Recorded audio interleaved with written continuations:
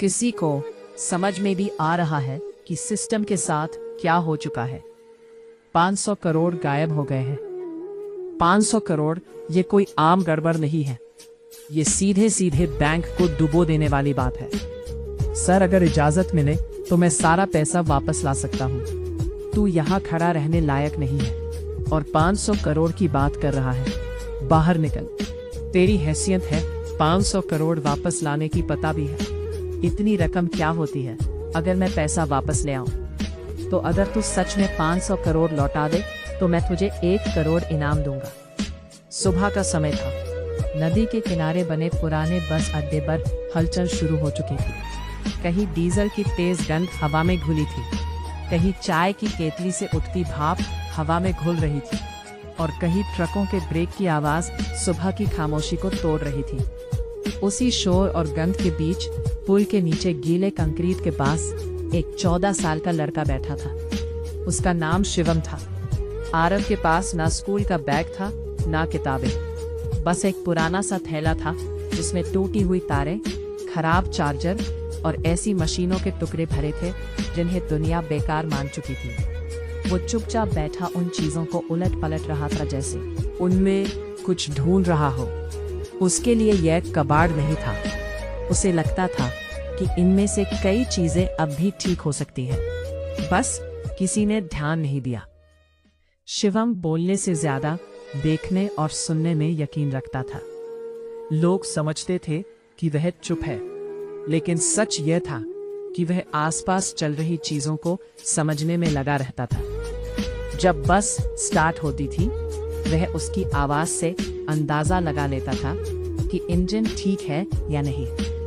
जब बिजली का ट्रांसफार्मर भिनभिनाता था तो उसे पता चल जाता था कि लोड बढ़ रहा है या कोई गड़बड़ है।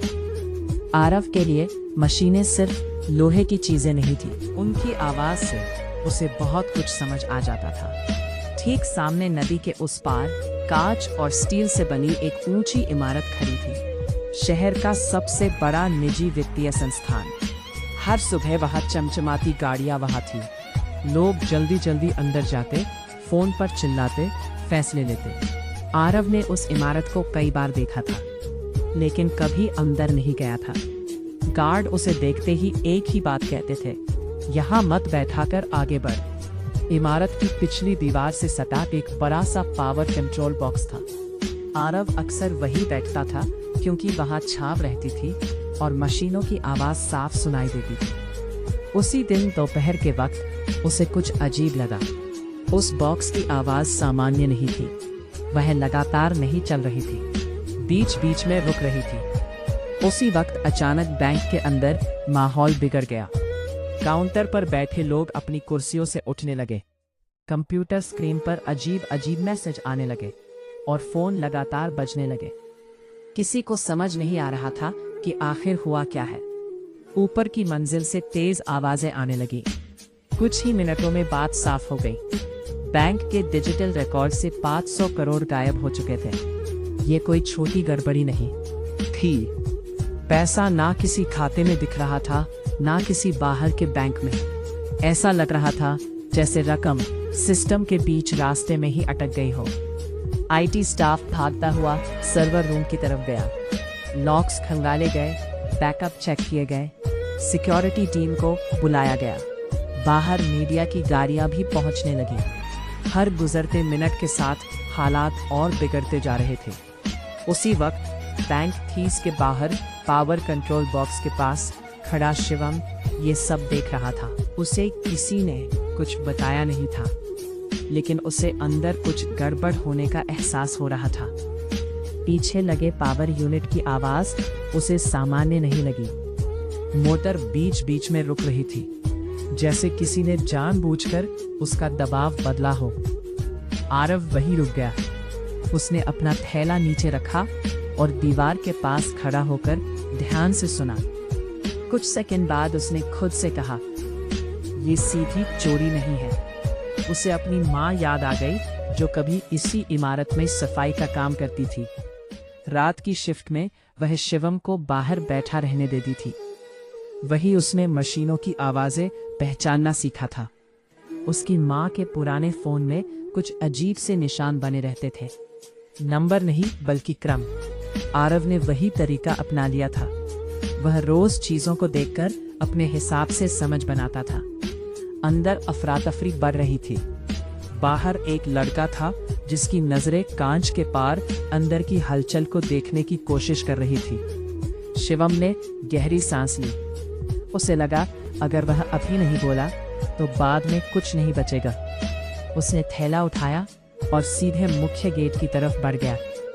गार्ड ने उसे रोकने की कोशिश की, यहाँ मत आओ, लेकिन इस बार आरव रुका नहीं। उसने पहली बार साफ आवाज में कहा, जो पैसा गायब लग रहा है वो बाहर नहीं गया है।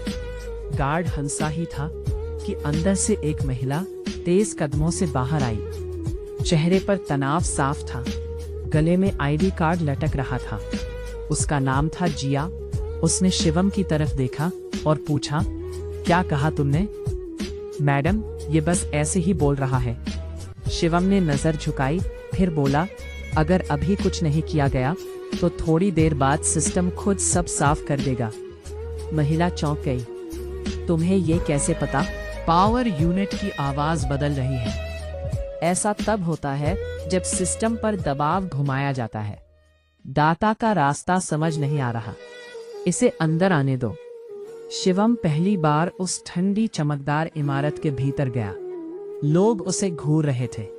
शिवम ने गहरी सांस ली और कमरे में थोड़ा आगे बढ़ा। सामने बड़ी बड़ी स्क्रीन लगी थी जिन पर लाल और हरे रंग के नंबर बिना रुके दौड़ रहे थे। आईटी टीम के लोग खामोशी से खड़े थे, जैसे सबकी जुबान पर एक ही सवाल अटका हो, क्या सच में ये सड़क पर रहने वाला लड़का कुछ कर पाएगा? उसी वक्त आईटी हेड शुभम सक्सेना ने महिला मैनेजर की तरफ देखकर झल्लाते हुए कहा, सच सच बताओ, तुम्हारा दिमाग अभी ठीक से काम कर रहा है या नहीं? बैंक डूबने वाला है और तुम एक भिखारी बच्चे को यहाँ ले आई हो। कमरे में कुछ लोग हल्के से हंस दिए। एक ने धीमी आवाज में कहा, ये क्या करेगा? कंप्यूटर ऑन करना भी आता होगा या नहीं?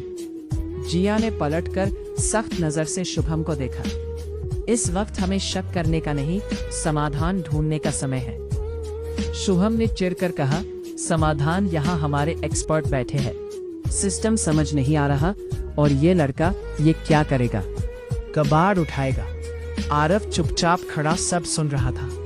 उसके चेहरे पर ना गुस्सा था ना डर, बस एक अजीब सी स्थिरता थी। जिया ने शिवम की तरफ देखा और बोली, तुम्हें यकीन है कि तुम कुछ कर सकते हो? शिवम ने धीरे से सिर हिलाया। अगर अभी सही जगह देखी गई तो हाँ। शुभम ने व्यंग में कहा, और अगर नहीं हुआ तो बैंक की इज्जत, करोड़ों का नुकसान, इसकी जिम्मेदारी कौन लेगा? शिवम ने पहली बार सीधी नजर उठाकर कहा, अगर मैं ठीक कर दूं तो? शुभम हंसा, तो क्या तुझे इनाम चाहिए? नहीं, आप खुद कहिए। ठीक है, अगर ये बच्चा सच में ये गड़बड़ ठीक कर देता है तो मैं इसे 10 करोड़ देने को तैयार हूँ।